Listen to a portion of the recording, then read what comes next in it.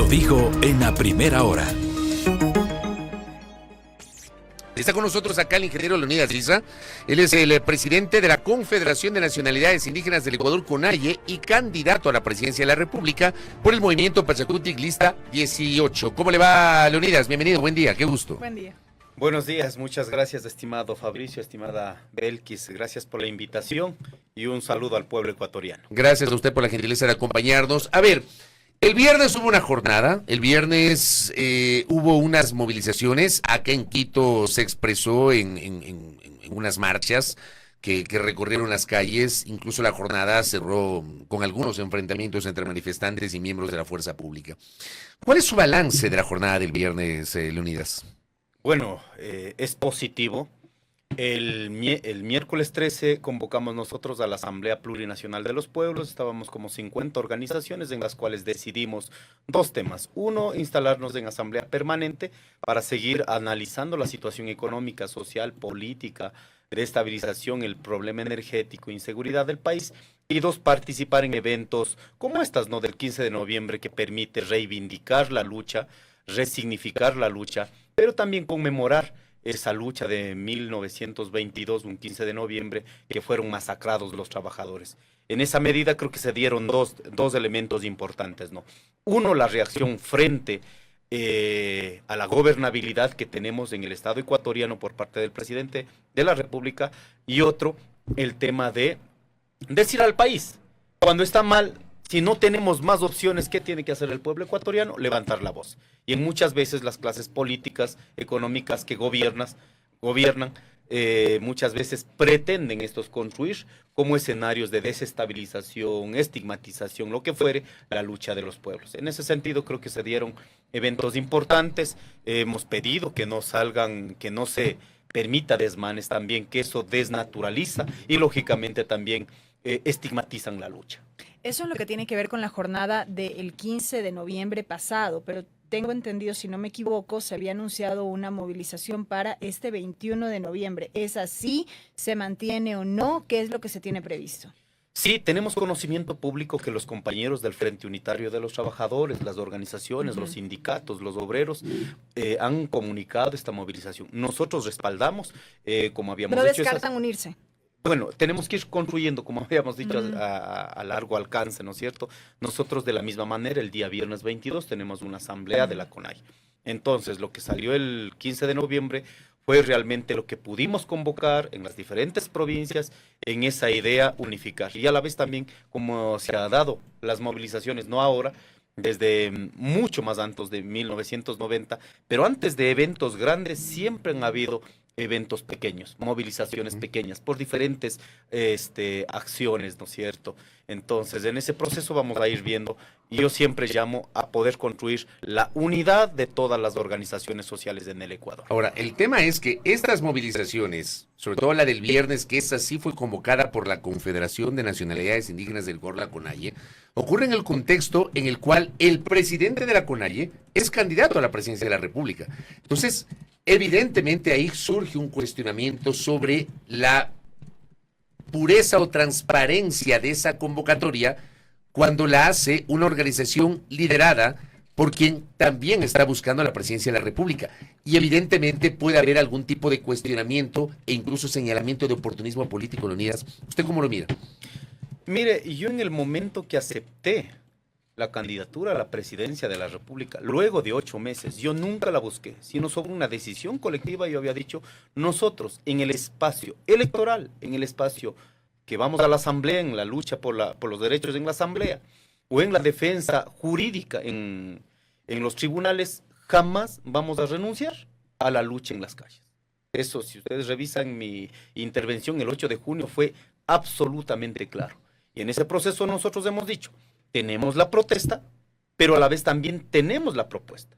En ese proceso nosotros, y es más, en la movilización del día viernes yo dije, mire, si es que la movilización resta votos en un proceso electoral, yo sigo sosteniendo la lucha de los pueblos y las nacionalidades. ¿Para usted es más importante la movilización en ese contexto que la candidatura presidencial? No creo más importante uno u otro, sino en los momentos que necesita. En este momento decir, oigan, no movilicen porque estamos de candidatos, no cabe.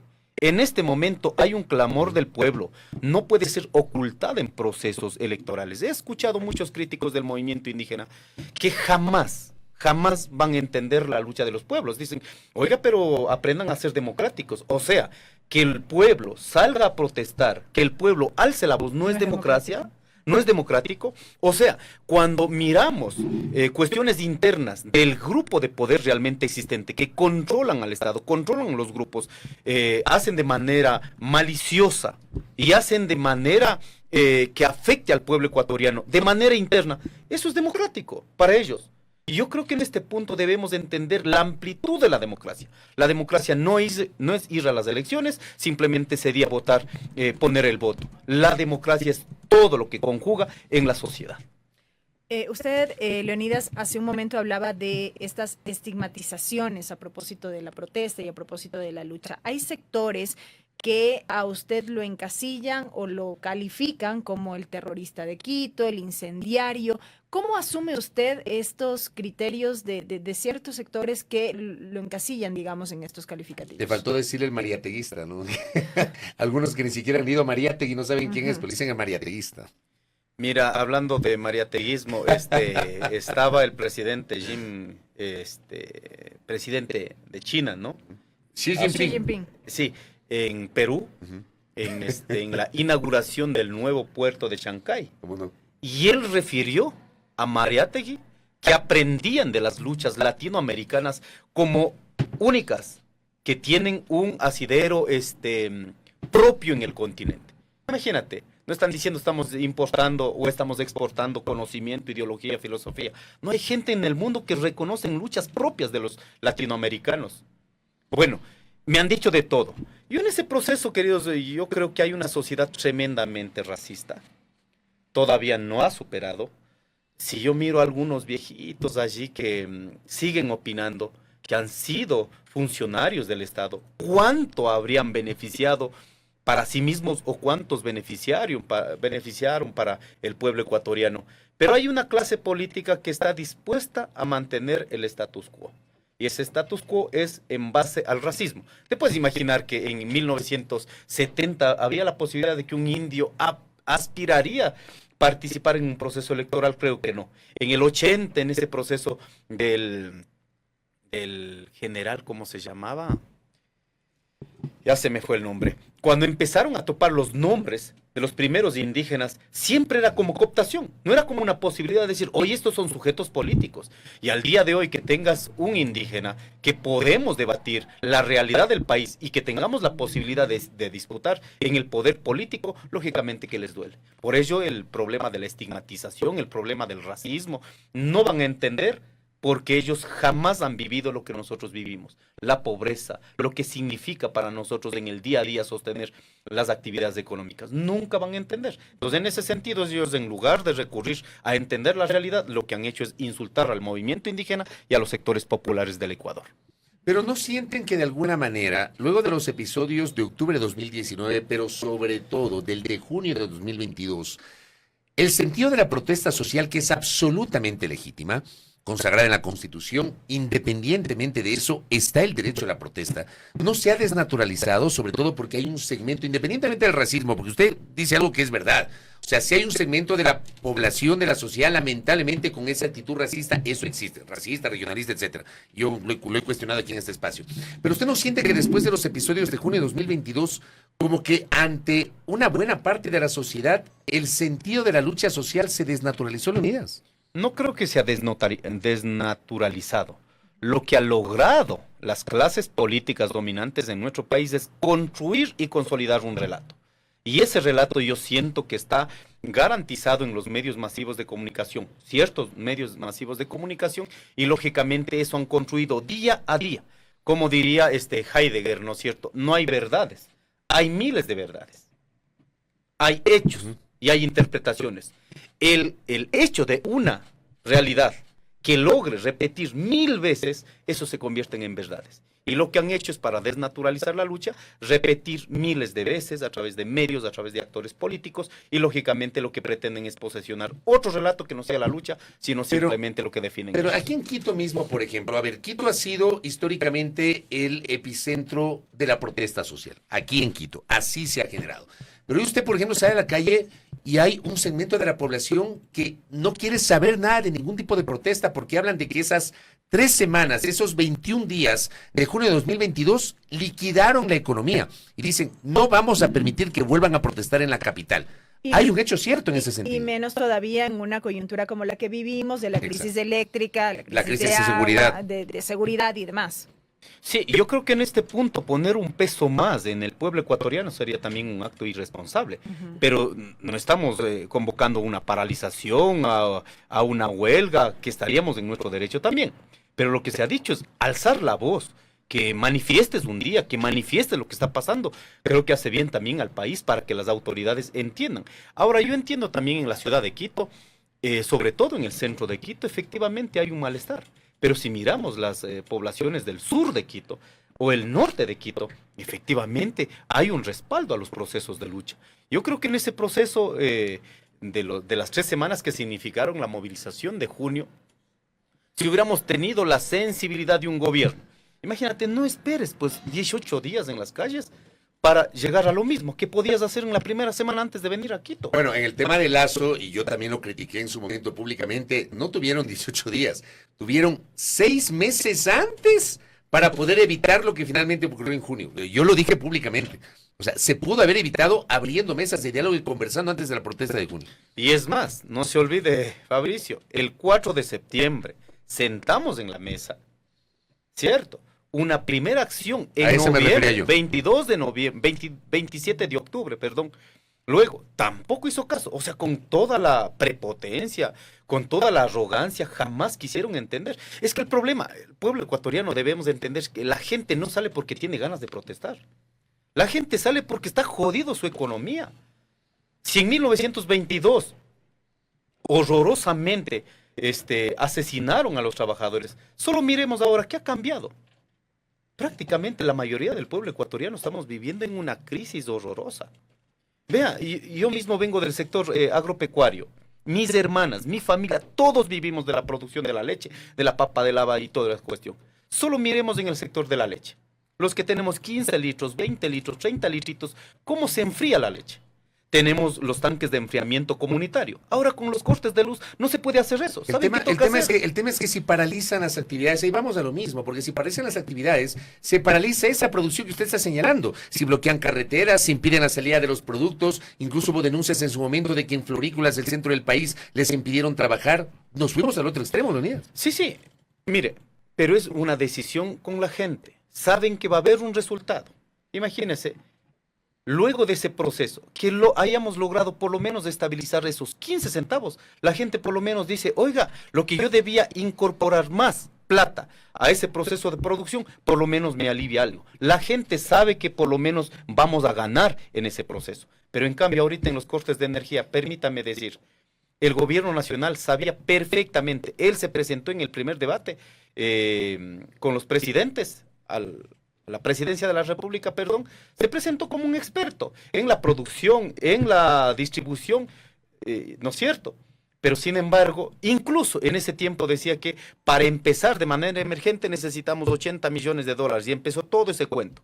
¿Y qué hizo realmente en todo el año? En este momento, yo esperaría esas voces críticas a la lucha del movimiento indígena, digan lo mismo, pues, 7.500 millones de dólares no es que yo esté cuantificando. ¿Quién lo dice? En este caso, los mismos empresarios, 7.500 millones de dólares. ¿Sabe para qué alcanzaría aquello? Para 600.000 casas a 12.000 dólares aproximadamente. Ahí yo quisiera escuchar. Mire, las luchas hemos tenido que sostener los días, pero ha habido un resultado para todos, no solo para el movimiento indígena. Pero en este corte, que no ha habido una planificación, que no ha existido realmente la intención de resolver este tema, más bien ellos están aprovechando. Imagínense en este momento el tema de las importaciones de la generación de generadores. En este momento, aprovechando la crisis, que hayan garantizado los procesos de privatización, ¿quiénes van a beneficiar? No es todo el pueblo ecuatoriano, son sectores económicos que siempre han dominado la economía en el Ecuador. Leonidas, brevemente, más allá de la protesta, de las movilizaciones, de cara al próximo proceso electoral, ¿qué es lo que plantea? Por ejemplo, los ciudadanos nos escriben y preguntan qué pasará con el IVA, qué pasará con el subsidio de los combustibles, qué pasará con una eventual nueva constituyente o no. ¿Qué responder ante todo eso? Yo creo que debemos objetivizar los temas centrales en el Ecuador. Primero, el tema energético, que eso ha jodido toda la estructura económica del Ecuador. No es de pronto solo ciertos sectores de los grupos económicos grandes, no, a todos nos ha jodido. Segundo, está el tema de la inseguridad, que ahí nosotros tenemos un plan. En este caso, no debe el Ecuador en este momento sumido a nivel internacional como un estado de guerra. No es todo el país, hay que objetivizar. Hay provincias, hay lugares donde hay que poner mano dura y enfrentar. Es real. Pero hay otros territorios, ¿por qué tienen que pagar? Por ejemplo, el tema del turismo ha bajado tantísimo. No es que tienes problemas en todo el territorio nacional. Puedes desarrollar en la Amazonía, puedes desarrollar en la sierra, una parte de la costa puedes desarrollar. Pero como estamos en estado de guerra nacional, entonces se ha vendido una imagen a nivel internacional. En el tema del IVA, yo creo importante para volver a reactivar, no por la cantidad de plata que puedes recuperar del 15%, sino por el número de ventas que puedes tener, de ley debemos bajar al 8 al 10% en diferentes actividades. Yo creo también en el tema de la nueva constituyente, en este momento poner a discutir la nueva constituyente, yo no lo veo, no estoy de acuerdo. O sea, en su plan de campaña no consta que si gana las elecciones convocará una constituyente, ¿no? No estamos en acuerdo de aquello porque pasaría tres cosas. Primero, perderíamos derechos que se han avanzado. Segundo, se dejaría manipular a las clases políticas que en este momento están como voraces queriendo atarla. Tercero, no se resolvería absolutamente para nada. Pero creo que se puede avanzar en algunas reformas. En las reformas sí estoy de acuerdo, que eso debemos canalizar a través de la Asamblea Nacional. ¿Usted cree en la participación del sector privado para enfrentar la crisis eléctrica? Absoluto, tenemos que hacer todo. Si usted llega a la presidencia de la República, ¿usted va a viabilizar que los privados puedan invertir en generación eléctrica? La Constitución de la República garantiza aquello.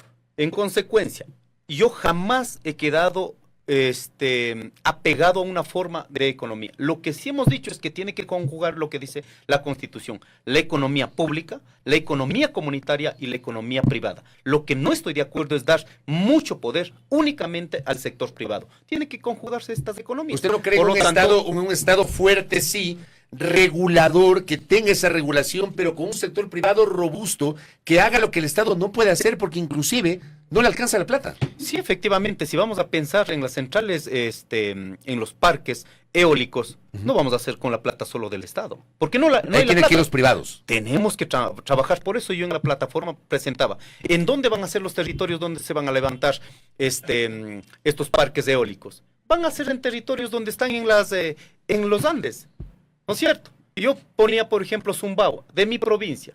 Hay tierra que hemos desgastado ya los últimos 50 años. Esa tierra ya no va a ser productiva.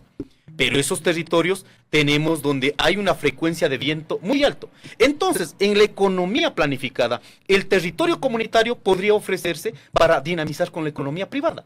Creo que es posible construir aquello.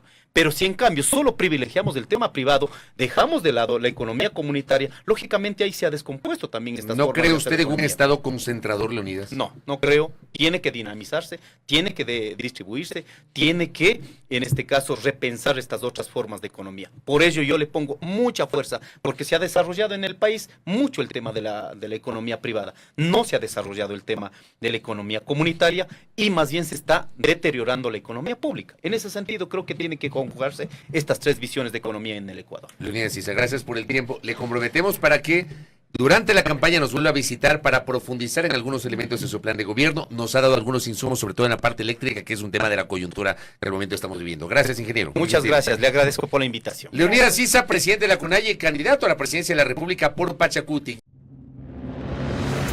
Primera plana. Todas las noticias, todas las voces.